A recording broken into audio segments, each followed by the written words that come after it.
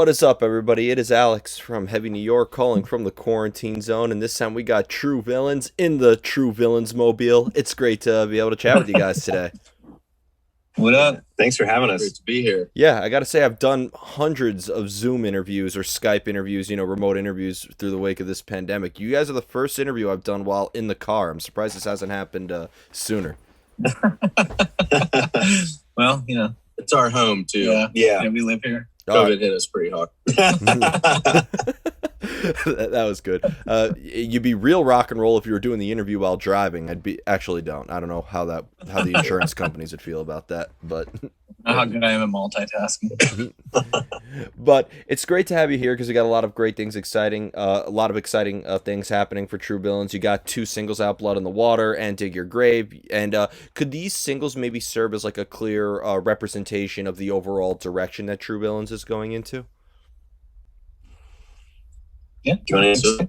Yeah, I think we've kind of gone through a little bit of a transition from our old stuff to this newer stuff, and yeah, it's definitely the last 3 that we put out have definitely kind of been the flagship for the direction that we're going in right now. Mm-hmm.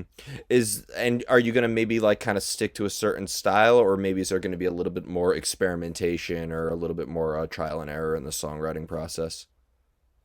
I think the next single we're putting out is actually kind of a little different. We never know what we're going to write when we get into a room. It's kind of just like whatever, pops out. And we said this in other interviews, but I think that we try not to write the same song over and over again, So it's kind of still sounds like True Villains, but yeah, different influences. Yeah, because you obviously you don't want to repeat yourself too much, but at the same time, it looks like from what I'm listening in True Villains, like having this real rock vibe behind it, it is almost kind of like you are still trying to maybe have a sound that maybe defines who you all are, right? For sure, yeah.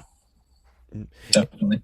And I'm probably asking this question way too far in advance, so forgive me. But do you think that maybe like for the next couple of full-length albums, do you think that this style that you have is probably gonna be something that you stick with? That's a hard one. That is a really hard question. Maybe, but I feel like we're gonna be a rock band. That's about as easily stated as possible. We're gonna be a rock band no matter what. So we got a few polka tunes we've been working on. So. Well, that's the cool thing about the rock genre. You have a little more freedom, I think, like wiggle room, to do more experimental stuff or just go down whatever road you go down, when we're writing. So. Especially with how much it's evolved, like because I feel like if somebody says like what kind of rock you are, does it sound more like Ghost? Does it sound more like a 3 Days Grace, or does it sound more old school, like a classic rock band? And I feel like True Villains, what I said, it's kind of like the bridge between like an old school rock sound from what you would hear like in classic rock songs, but I also has what I call the octane rock sort of sound, where like I think people who grew up with like Breaking Benjamin or Shinedown or maybe like Seether could also appreciate. I think that was the goal, so I'm glad that you got that out of it. So thanks for saying that. Yeah, try to like marry something that's, raw, has the energy of like older rock and roll with something that's a little more unique, I guess. Yeah. Than being just pure throwback, man. Yeah, because the criticism that I hear about rock, and you feel free to like attack back with it. I didn't come up with it, but like people say, like rock isn't dead, but like the fact that people could think of a stereotypical rock band, like that they could get an idea, means that there's no originality in it. But it seems like that that True Villains is kind of like trying to explore uncharted territory in it as well, right? Yeah, that's definitely great. Do you want to write a review? that's like exactly what we're trying to do. So yeah. I'm glad that you got that from what we're putting out. Mm-hmm. Being that you mentioned that in your songwriting process, that there's no like a preconceived idea, is there ever something though that the songwriting process has to start off with? Like, does it ever start off with just a riff idea, or does it start off with maybe like a concept that is being expressed in your sound as well? Go ahead, so it usually starts with a guitar riff, I would say, at least in our experience, and then like Tim will have an idea, he'll bring it to the table, and then and in a half hour or so, the band will like flesh out a whole song's worth of music, and then we'll kick around melodic ideas and then start talking about lyrics at that point. Okay. And you're saying? I just said usually. Oh, okay. And do you feel that like so by having this kind of formula, like, and this is how you've written every single song, you would say, or like, has there ever been any like happy accidents, so if you will, like an idea came when you least expected it? Yeah, it's funny. There's sometimes where a song will literally just write itself, and like we'll just be jamming a riff and we'll all go to a certain type of section. Like Electric Blue is like that. Yeah. One of our older songs that a lot of people like. Seriously, we wrote that song in probably less than an hour. Like the entire thing start to finish. And it was just like, whoa, that was super strange. You know, when you play with each other as often as we play with each other, like you just kind of know what the other person's going to do, and you can kind of just predict where we're going with it. And so, you know, that's fun. But then again, we are also the type of band that likes to chew on things for a while. So that might happen, but then like a week later, we'll come back to the table and be like, yeah, well, that was cool, but what if we tried this, or what if we tried that? So it happened. There it fell. Yeah. All right. But yeah, for us, like a song is never really done until it's like fully recorded. You know, like we'll always go, like at least in my, like what I like to do is just always go back and listen and try and find like what ways can we make this better. But sometimes that's a hindrance though, because you like overthink it, and we're classic like overthinkers in what we do. So yeah, this is great. 2 knockdowns so far. Yeah. I'm sorry. I'm just gonna stop talking because maybe it just doesn't, you know, it doesn't like it. Maybe it's me. Hold on. All right. Now it's very stable. But do you and because you know you obviously don't want to work on something too long because it could be overkill, but you also don't want to rush it. There almost has to be kind of like a balance that you have to figure out, right? Totally. And then we've run into the problem of like putting too much into songs, and then like, you know, before long you have this like 7-minute long song with like multiple solos, and it's just like, you know, you turn him into your producer and he's like, dude, what are you guys doing? Like, we're trying to be competitive on the radio. This is no one will ever play this song. And so it's like, yeah, but it's cool, right? And he's like, no. So, become a prog band, and then it'll work and then it'll work wonders. Then your songs will have to be 17 minutes. Yeah. The Villain was one of those songs that wrote itself pretty quick. Yeah, for sure. That one. Do you find it easier for for all of you to maybe like come up ideas when you're in the company of each other, or do you almost kind of like, you know, they always say that isolation's a great fuel for creativity, especially in this style of music? Do you almost feel that maybe like it's easier to come up with ideas when maybe you're kind of like alone and more of your own element? I would say music wise for me, it's easier when we're all together because I don't, you know, I'm a drummer, so I don't have a melodic voice. So it's easier for me to have like Tim or Greg to like pull that out of my brain. But lyric wise, I do kind of get like shy if I'm coming up with lyrics that like, it's weird, you know, when you get in a room and you're like trying to like write a song and write cool lyrics, but then you might say something, you're like, oh, that was really dumb. You know, like I probably shouldn't have said that. So lyrically, I like to do by myself, and then like, grab like Greg and Bo, and then we can all get together and be like, well, what do we like about this? What do we not like about this? And like they can throw some ideas out and change that and make it way better. So like that's for me. That's me. I don't know if you guys want to answer that question. I like writing the group environment mostly. I like to come up with some ideas on my own, but I don't like writing complete songs on my own because somebody always has a cool idea that I wouldn't have thought of, you know? Yeah. Mm-hmm. Greg? Same. Yeah. I feel like that's kind of how it goes in Nashville in general, honestly. It's always like a group effort. Yeah. But your stupid idea might spawn somebody to have like a really good idea. Yeah. You know, so sometimes you just have to say it and be the idiot in the room that like said the dumb idea, but then that sparked. Are you targeting? I feel attacked. No, I'm talking about me. I'm talking about me.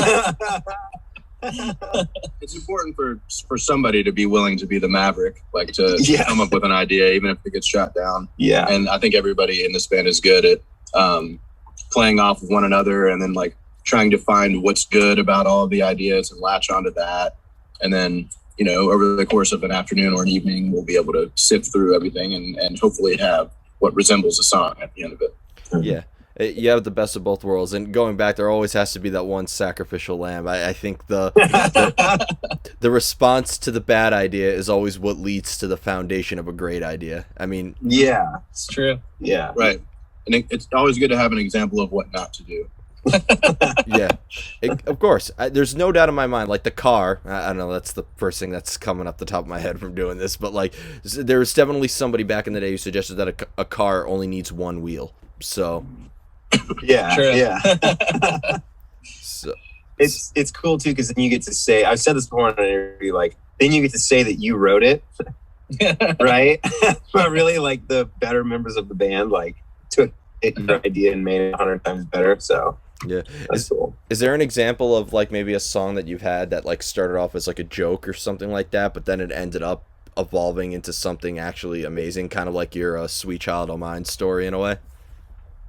I mean, it's funny because we all like to write goofy songs. Like Greg, Greg and Barry wrote. What was that song you guys wrote that was like while we were in the studio? It's a chicken song. Never mind. I We can't probably repeat we probably can't. But because when you're in the studio, there are like a lot of downtime, and we're all like creative types. So you all like someone will play a riff and they'll start just joking around with lyrics. So we do write like goofy songs, but none of them have ever turned in. They're all kind of pretty off the wall. So I don't think we'd ever release it as a. Well, Greg actually plays this thing when we play gigs sometimes as a joke. I won't say what it is, but it's a joke, but it could be a really cool song. I think eventually it might turn out. Oh, yeah, that You might- know what I'm talking Sure, I know what you're talking about. Okay. Yeah, stay tuned and maybe. Yeah. Maybe it'll come to light. But yeah, we are always writing like goofy, stupid songs that nobody would ever like. But it's fun. Yeah.